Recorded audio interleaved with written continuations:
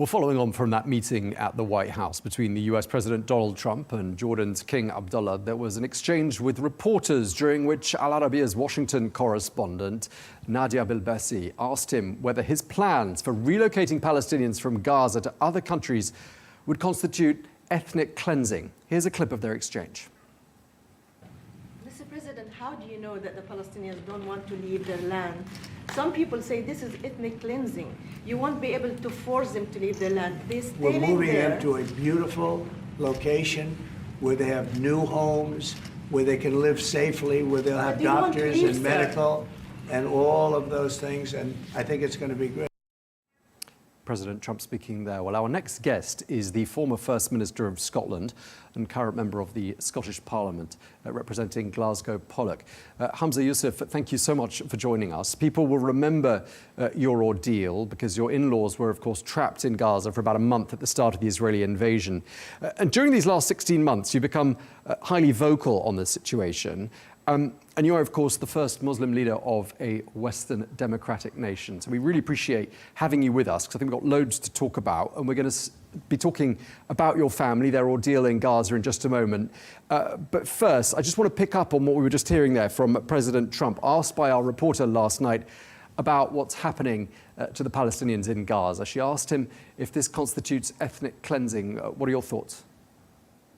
Well, of course it does. It's the very textbook definition of ethnic cleansing. In fact, it's the dictionary definition of ethnic cleansing, to forcibly remove one group of people from their homes with the intent of replacing them with another is the very definition of ethnic cleansing. It's why, of course, Donald Trump chose not to answer your excellent reporter's question.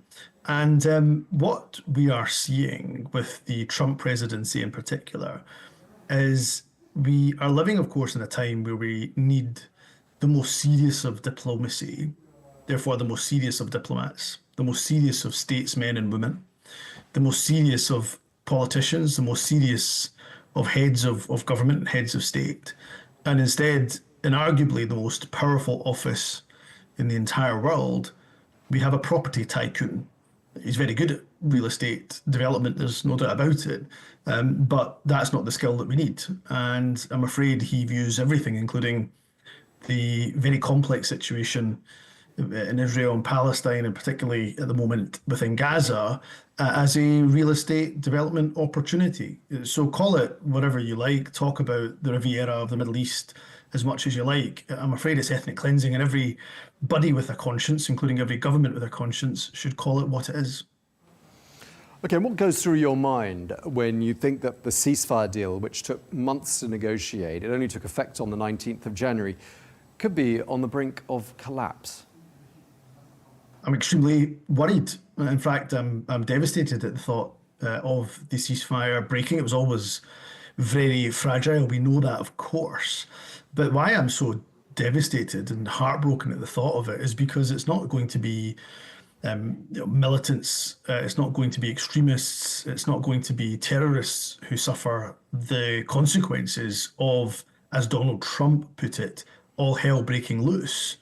It will be the innocent men, women and children of Gaza who had nothing to do with the attacks on October the 7th, 2023. They've never taken a single hostage in their lives. They're ordinary men, women and children who have suffered under occupation and oppression for many, many decades and are now possibly going to have to pay with their lives, as over 50,000 innocent Gazans have since October the 7th, 2023. So I'm extremely worried, and I hope that those who helped to broker the original ceasefire, predominantly Qatar and Egypt, along, of course, with the United States, I hope they can get Israel, Hamas back around that table to agree to the ceasefire, which of course should include the release of hostages. I've always condemned the taking of innocent people as hostages, but it should also, of course, make sure that Israel also abides by their part of the deal, including letting aid pour into Gaza, flood into Gaza, given the devastation that we're witnessing there.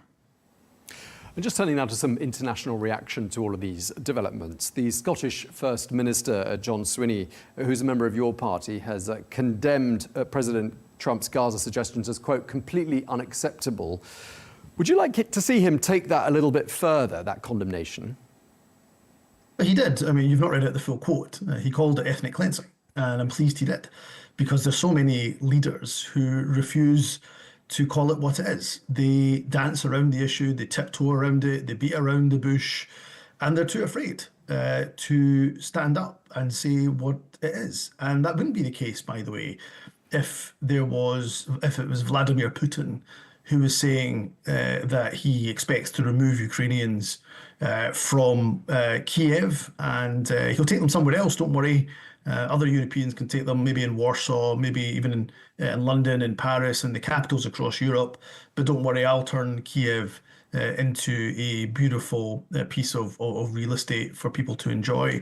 We would all quite rightly be not just condemning it, but calling it ethnic cleansing and demanding he get, if he carries out such a plan, gets held accountable for it. Why the difference, of course, when it is Gazans? Well, if the last 16 months have taught us anything, I'm afraid the stark reality is that Palestinian lives, Arab lives, I'm afraid are not equal to the lives of Europeans and those in the West. And that is entrenched, I'm afraid, in deep racism, systemic, institutionalized racism. And we should be standing up and calling it what it is. And in terms of what the government down in London's been saying, the British Prime Minister, Sir Keir Starmer in particular, I mean, what do you think of the kind of language that they've been using to describe the situation? And really as a follow-up to that question, do you get the impression perhaps they're a little bit scared of the Trump administration? Well, it's complete cowardice, really. But it's worse than that from the United Kingdom government. Cowardice, is one thing. Complicity is a whole other. So we have a level of cowardice where Keir Starmer, the Foreign Secretary, David Lammy, they're unable and unwilling to call it what it is, i.e. ethnic cleansing. They're unwilling to take a robust and strong line because they're worried about what that would mean in terms of implication for the relationship, or the so-called special relationship, which only seems to be one way from where most of us observe. But the second thing is they are complicit. The United Kingdom government continues to supply arms to Israel, despite the fact, of course, the head of the Israeli government, Benjamin Netanyahu, is wanted by the International Criminal Court for war crimes and has an arrest warrant out for him. So we don't just have cowardice, I'm afraid, from the United Kingdom government and many other governments, but focusing on the UK government, we have complicity.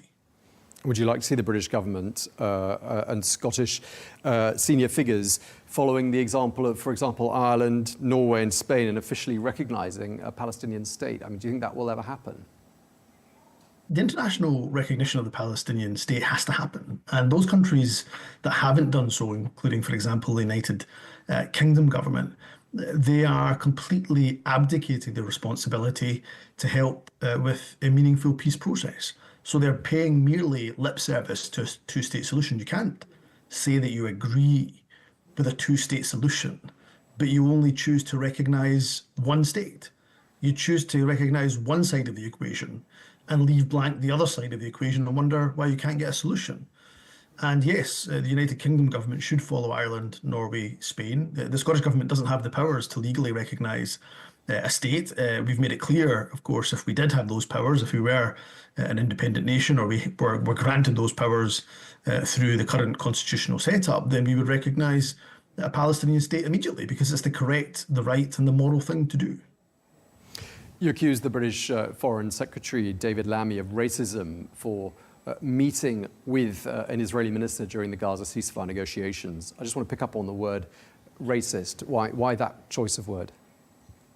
Well, I didn't specifically accuse David Lammy of that. What I said was the foreign policy, which says that we will treat white Europeans, blonde-haired, blue-eyed Europeans in one way when it comes to foreign policy, but treat Arabs, Palestinians, whether they're Christian or Muslim, in another way, is got to be rooted in racism. Let's just be honest with each other here.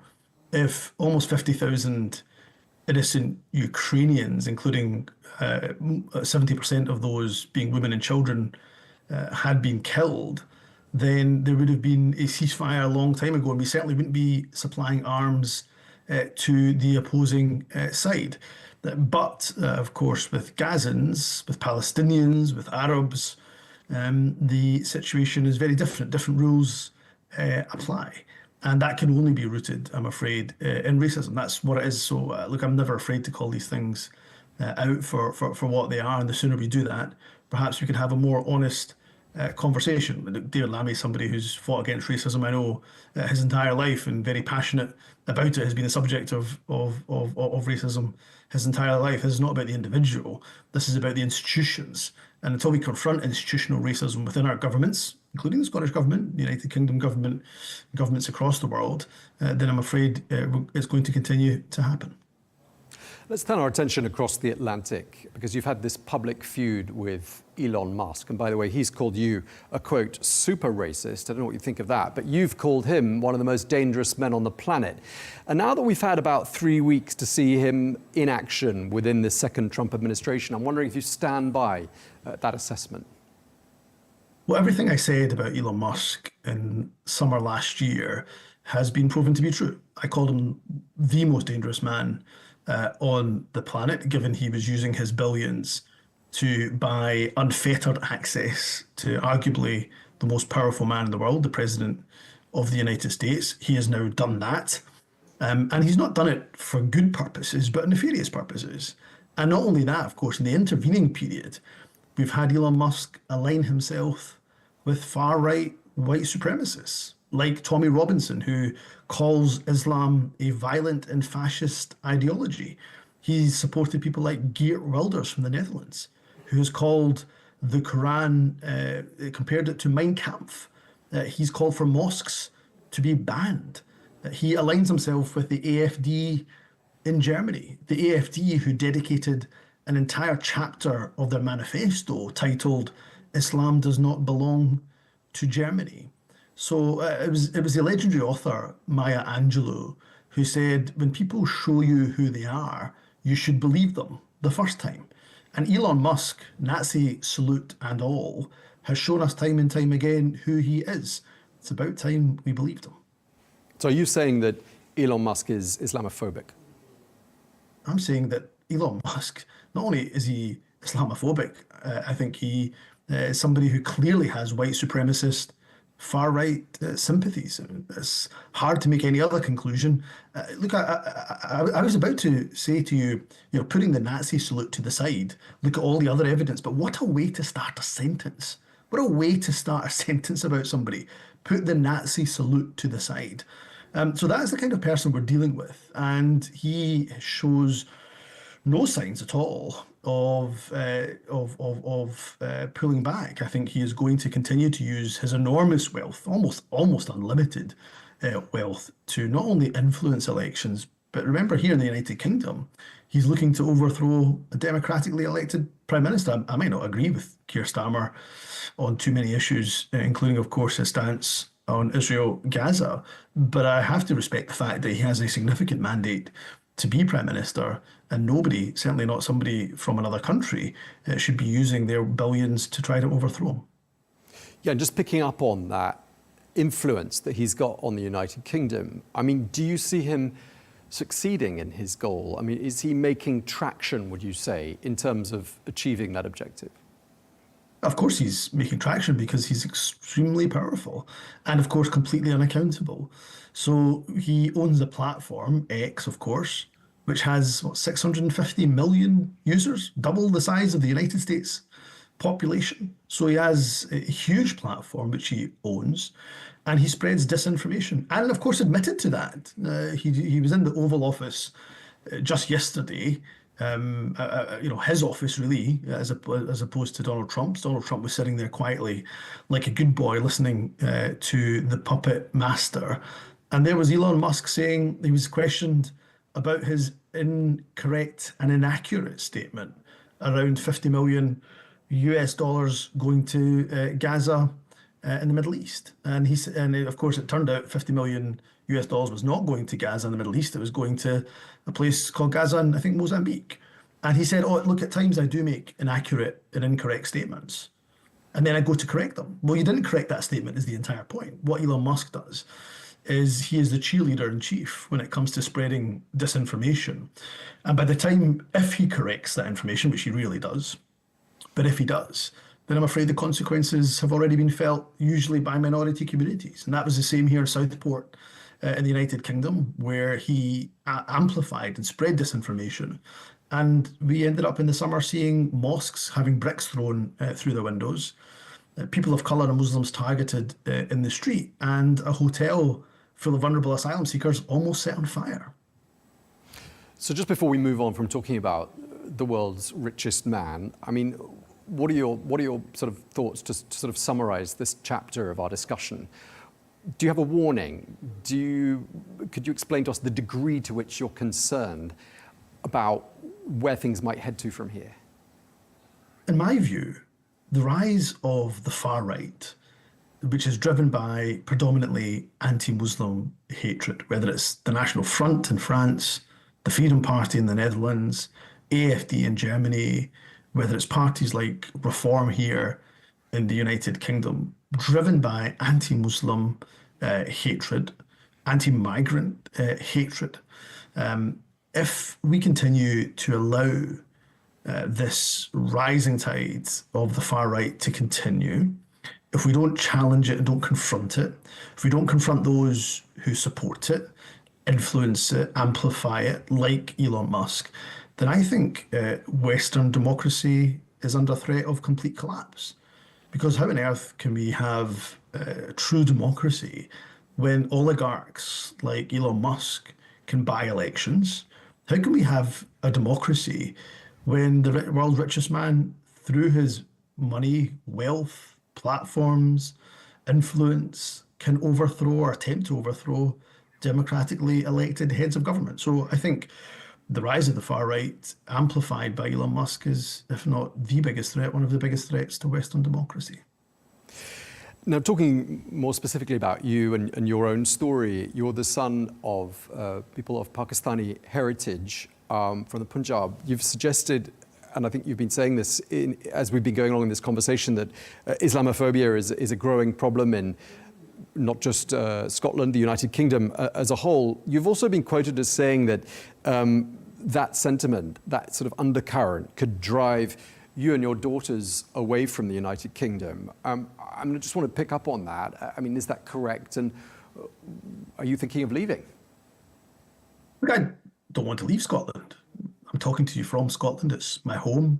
It's where I'm raising, my wife and I are raising our three beautiful daughters.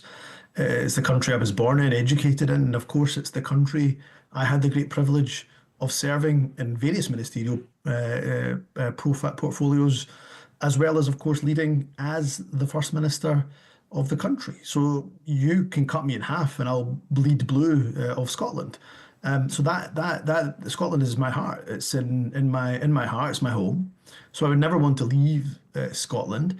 But if I go back to those Southport riots, I never thought I'd live in an era or a time where we would have bricks thrown through the windows of mosques, violence that targets Muslims, specifically looking for Muslims to target.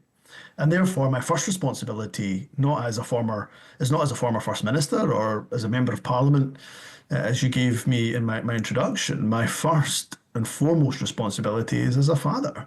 And could I honestly say, given the rising tide of the far right across Europe, including here in the United Kingdom, driven by anti-Muslim hatred, that my daughters, who proudly will be proudly Muslim, my 15-year-old wears her identity proudly, and so she should.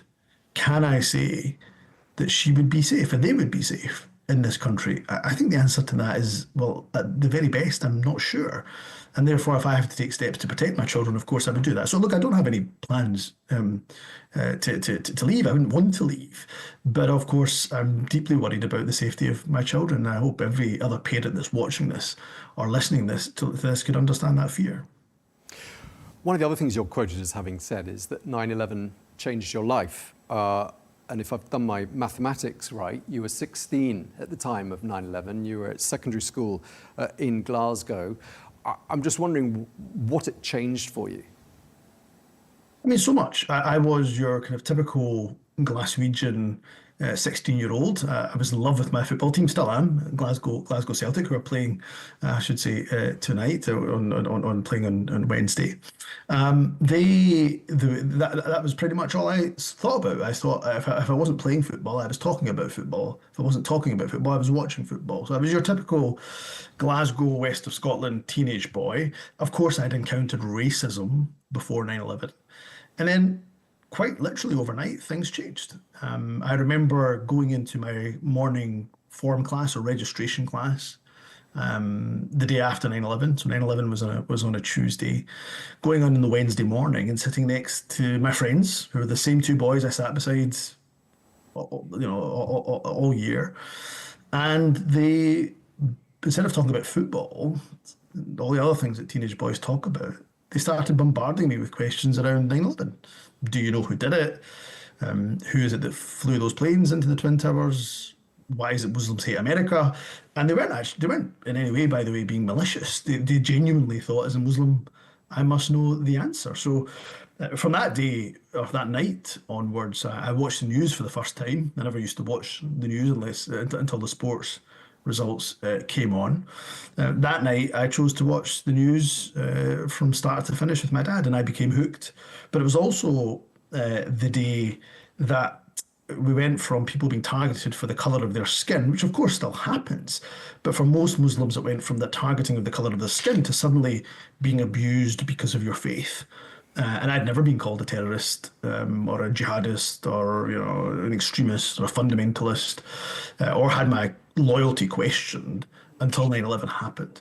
And since then, of course, many other things, geopolitical events have taken place, and all of them, of course, many of them, I should say, have been exploited in order to further anti-Muslim hatred by generalizing that Muslims must sympathize or in some way even be involved in such atrocities, when of course the vast overwhelming majority of Muslims, the 2 billion or so that are across the world, live peaceful lives and want peace for themselves and the communities that they live in. And of course, geopolitics and events, a long way from Scotland, have had a very direct impact on your life in recent months and years. And we were talking at the beginning about how your parents-in-law were trapped in Gaza for 4 weeks at the start of the Israeli invasion. Just want to ask you, how is your family doing? I'm grateful that you asked. I mean, my mother-in-law and father-in-law, I think, are going to live with the trauma of those 4 weeks for the rest of their lives. I don't think they'll ever be the same people again. Most of my wife, Nadia's family, have managed to leave Gaza, but she still has some family. She was recently talking to her cousin, who has 4 young children. She has a husband and 4 young children. She's originally from the north of Gaza, Nadia's cousin, but has not returned to the north because she's been told there's no point. No point in making the long, arduous journey because the house she had has been completely decimated and turned into rubble. The condition of the children and of Nadia's cousin, I mean, they are emaciated, they are malnourished, they're desperate for food, desperate for water, medicine. It's just the basics, not anything extravagant, just the basics. And it's a miserable situation. I mean, we've run out of words. I mean, your news channel will be running the scenes for the last 16 months. It is, as Donald Trump called it himself, it's hell on earth. The difference is, of course, Donald Trump was sitting next to the man who's made it hell on earth. And the rest of us now have a responsibility in terms of the international community to get that ceasefire back on track so we can continue to flood Gaza with as much aid as possible to help the innocent people who had nothing to do with the atrocious attacks that we saw on the 7th of October 2023. Yeah, and of course, what do you think your relatives, the ones who've been so directly impacted by what's happened in Gaza, make of these plans for a so-called Riviera or whatever President Trump said it was going to be? How do they digest comments like that? Well, I think we can almost universally agree that the people of Gaza are the most resilient and strongest that I've ever witnessed in my whole life. They have gone through the most horrendous atrocities, losing their children, entire families being wiped out, all of their infrastructure damaged or destroyed, schools, hospitals, water infrastructure. Yet you saw them in there, if not hundreds of thousands, if not tens of thousands, hundreds of thousands, making their way back up to not even their homes, sometimes the rubble that's left of their homes in North Gaza. They're incredibly resilient people, but they are, for all the travesty that they've been through, the atrocities that they've been through, every Gazan to a man and woman will say, we don't want to leave our land. And my Nadia's family were the same. They simply didn't want to leave. Some of them, of course, have left, and who could begrudge them the opportunity to do so, particularly those with young children. But many of them are saying, we simply just will not leave. And, I think about it, I try to put myself in their shoes. If somebody came to me and said, we're going to take your land off you, your home. As I said, I'm as Scottish as they can be. We're going to take your home in Scotland. And don't worry, you'll get a beautiful piece of land in Mauritius, those wonderful white sandy beaches. But look, we're just going to, you're not really got a choice. We're just going to take your land and we're going to give it to somebody else. Or we're just going to take it. I would tell them where to go. And, it is absolutely right that Gaza continues to belong to the people of Gaza. And I think the Arab nations have a big responsibility to make it abundantly clear, loud and clear, that they simply will not stand for the ethnic cleansing of the people of Palestine. Okay, just lastly, you were the first minister of colour, the first Muslim leader of a Western democratic nation. You've stepped back, obviously, from being first minister. It's been reported you're going to stand down as an MSP. But you're not even 40 years old. Just lastly, this cannot be the end of your career. What are you going to do now?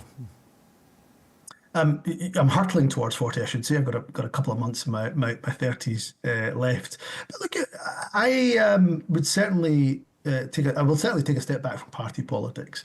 But what I'd be keen to do is continue to use the expertise and skills that I've gained, what to do, what not to do, to try to help with some of the most pressing challenges our world faces. And that includes conflict. We have far too much conflict in the world, and we've talked about just Gaza. And if you think about all the other conflict that exists across the world, if I can use those skills in conflict resolution, but also in tackling the rising threat of the far right, those are the kind of areas that I'm interested in.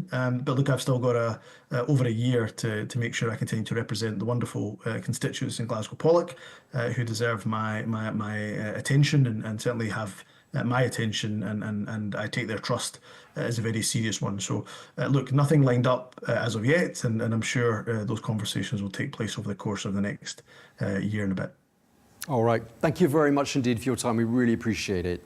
Former First Minister of Scotland, Humza Yousaf. Thank you very much indeed. Pleasure talking to you.